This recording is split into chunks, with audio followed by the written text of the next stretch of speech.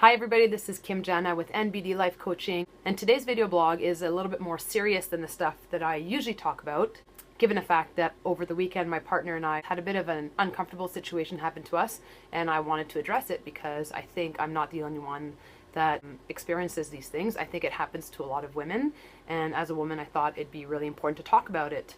I was going to post a video on not being a flake, and I'm still going to post that video, so stay tuned. On Friday night, my partner and I went out to a party that a friend of ours was throwing, and we were there until I would say around 3 a.m. in the morning, and then proceeded to call a cab and wait outside for our cab to come. And neither one of us had been drinking. It doesn't matter what we'd been doing, but I'm going to set the stage for what happened that night. Both sober, just trying to get home, and our cab wasn't coming. So what ended up happening is we encountered one man in particular who was really drunk, and Jay and I both avoided him, went around him, and kept on our way, only for him to decide to come after us. And as I turned and looked at him, he had come up behind Jay and with both hands shoved her, almost pushing her to the ground, and proceeded to try and punch her in the head. And at this point she's trying to keep him away from me and calm him down, and again for no reason. And he's just decided that this is what he's going to do. I can't explain it, unfortunately, but my reaction was and I was scared shitless. And as somebody that's been through physical and sexual abuse numerous times in my life, I decided to start filming him. That was the only thing I can think of doing. That's when he stopped. And a lot of stuff was said on his part, and we just walked away and kept filming him. He stopped being physical when we were filming. However, once we were far enough away and I stopped filming him, he came after us again. At which point we went into a 7-Eleven, and then a cab came. End of story. Now, neither one of us was hurt. Jay, a lot stronger than I am. She's very strong. She barely felt it, I'm sure, but had that been me, I would have fallen on my face for sure. Hundo. So I'm going to walk you through the 2 days following this, because I always like to think that I've grown and that I'm moving forward with my life. And when things like this happen, unfortunately, I think this is why I'm talking about this. I think this happens to a lot of women. You're set back emotionally. Yesterday, for example, I was sitting in the car waiting for Jay. I knew she was going to arrive at some point. Didn't know she was going to knock on the car window. However, Jay knocked on the car window while I was in there waiting, trying to text her, and I lost my mind. And it's embarrassing to say it. I was embarrassed when it happened. I kept apologizing, but basically I cried, violently cried, sobbing for a good hour following.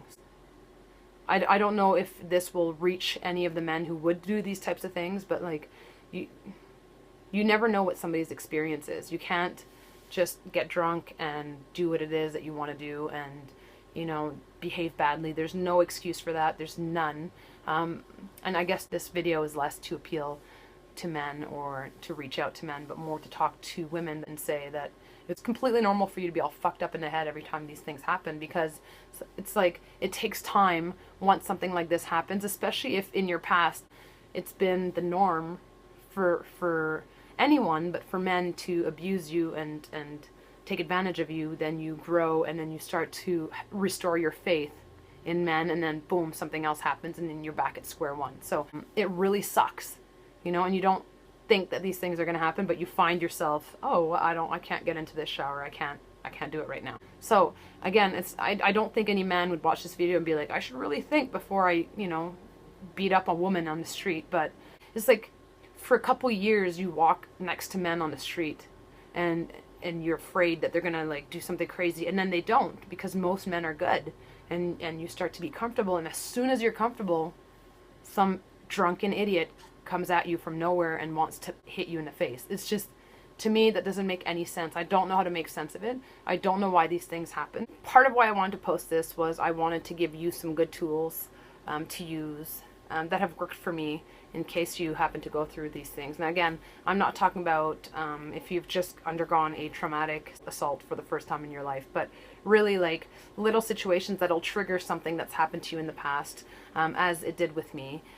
Number one is to surround yourself with friends and family when something like this happens, because just as I thought, oh, it's fine, he didn't hurt us, we're fine, in the end, it's okay, then I find myself acting like a weirdo for for the next couple days and being scared of my own shadow. Keep yourself busy. You're not going to take as long to get over something like this once it's happened. And again, I hate saying this because it shouldn't be happening on a regular basis, but unfortunately that's the kind of world we live in right now.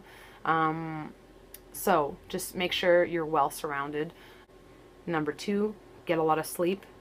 Get a lot of sleep. Make sure that you're well rested so that you can go about your day.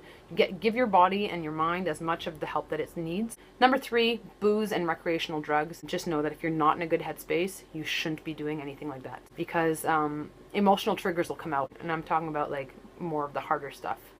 If you're gonna smoke a joint, smoke a joint. But I'm talking about the hard ones. You know which ones I'm talking about.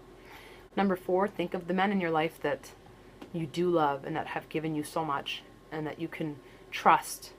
It'll help restore your faith. I try to remember my brother and my father because I love them so much, and they're great and they're amazing, and my dad was one of my favorite people in the world, and my brother is one of my favorite people in the world. So I know how kind and generous and human they are. I try and remember that it's not all men, it's just some of them. Number 5, try to forgive and realize that some people just don't know any better. And I know that's a hard one. Number 5 is the hardest one.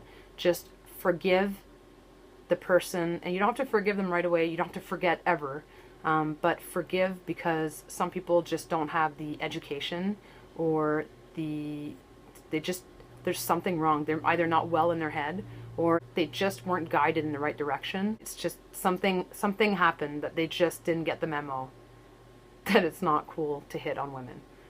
So those are the things that you can do to help you get. And you can also, like, reach out. Like when I say surround yourself, reach out to me if you want to. Comment down below if this is something that has happened to you. Just know that you're not alone, and that it's totally normal to be all messed up in your head. But you've got the tools in you already to build yourself back up. Unfortunately, you've got to dig those tools out and dust them off and use them again. But you do have the tools, and if you're if you're in a similar situation and you want some tools to help build yourself back up, and reach out to me.